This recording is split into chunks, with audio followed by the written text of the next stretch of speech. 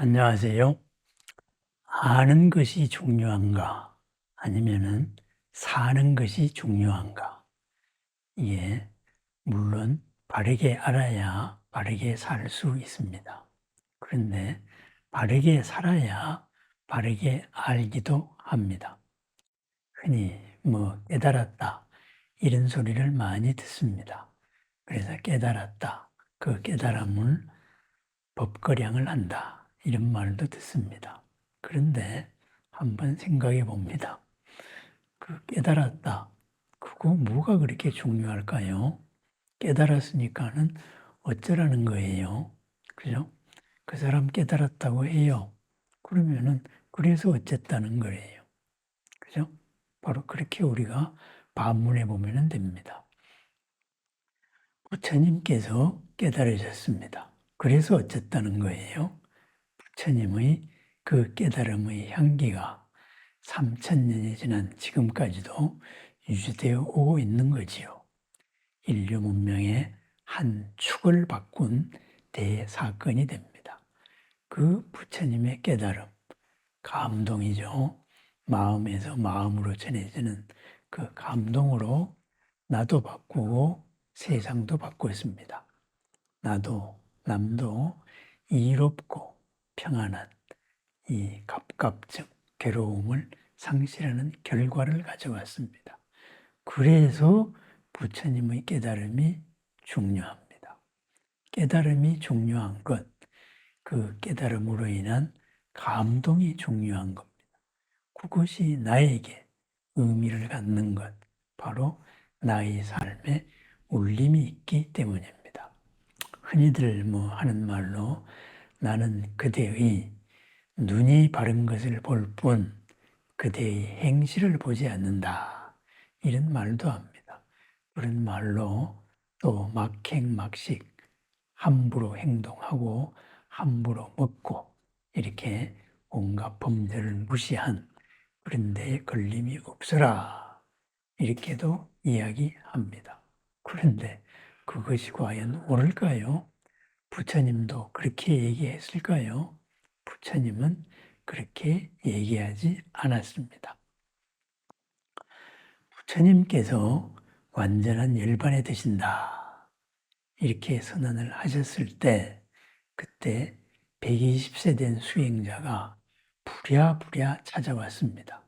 이제 부처님께서 마지막으로 열반에 드십니다. 그 순간에 부처님을 만나게 해달라. 아무도 만날 수 없다. 소란스러워졌습니다. 부처님이 그 까닭을 알고 그 사람을 불러들였습니다. 120이 된 수행자 수바타였습니다. 수바타가 부처님께 물었습니다. 부처님 외에는 이 질문에 대해서 대답을 해줄 분이 없습니다. 하면서 물었습니다. 이 세상에는 깨달았다고 말하는 사람들이 참으로 많습니다.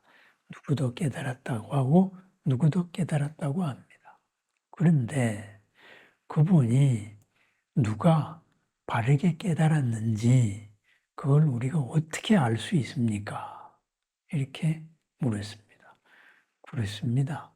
세상에 깨달았다 하고 그리고 그 깨달음을 가지고 도장 깨기 하러 돌아다닙니다. 서로 가서 논쟁도 하고 그렇게 해서 우리가 이겼다. 이런 말도 많이 합니다. 그런데 그걸 우리 같은 수행자가 어떻게 그걸 알 수가 있겠습니까? 도대체 누가 바르게 깨달았단 말입니까? 그렇습니다. 부처님 당시나 지금이나 우리의 의무는 똑같습니다. 그때 부처님의 마지막 대답이 아주 명쾌했습니다. 나이 가르침에는 팔정도가 있습니다. 다른 사람의 가르침에는 팔정도가 없습니다. 팔정도가 있는 곳에 바른 깨달음이 있습니다. 그렇게 말했습니다. 팔정도가 뭐예요? 그죠? 바른 생각 틀과 그리고 생각으로 하는 것, 그리고 말로 하는 것, 행동으로 하는 것, 바른 직업이 있어야 되고, 그죠? 그리고 부지런히 게으르지 말고 정진해야 되고 바르게 알아차리고 마음에 흔들림이 없어야 된다. 바로 그런 살아가는 모습입니다. 그렇습니다. 바른 삶이 없으면은 바른 삶으로 드러나지 않는다면은 그것은 깨달음이 아니다. 그것이 바로 부처님이 말씀입니다. 나는 너의 아는 것을 중요하게 여길 뿐 너의 사는 꼬라지는 보지 않는다. 부처님은 그 반대로 말씀하십니다. 나는 그대의 삶이 팔 정도에 맞는지 그것을 바라볼 뿐이다. 그죠? 바른 삶을 바라볼 뿐, 바른 삶은 중요한 것이 아닙니다. 바른 삶으로 드러나지 않는다면은, 바른 삶으로 감동이 전해지지 않는다면은, 그것은 바른 깨달음이 될 수가 없다. 바로 그렇게 얘기합니다. 그래서 개정해입니다. 굳건한 바른 삶의 원칙 위에서 흔들림 없는 선정이 나오고 흔들림 없는 마음에서 바른 지혜가 나옵니다.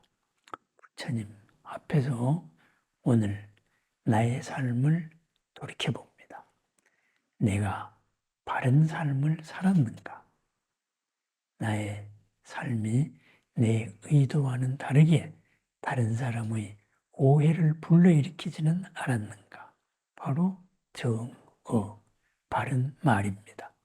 나의 행동이 그리지는 않았는가? 바로 정업이죠.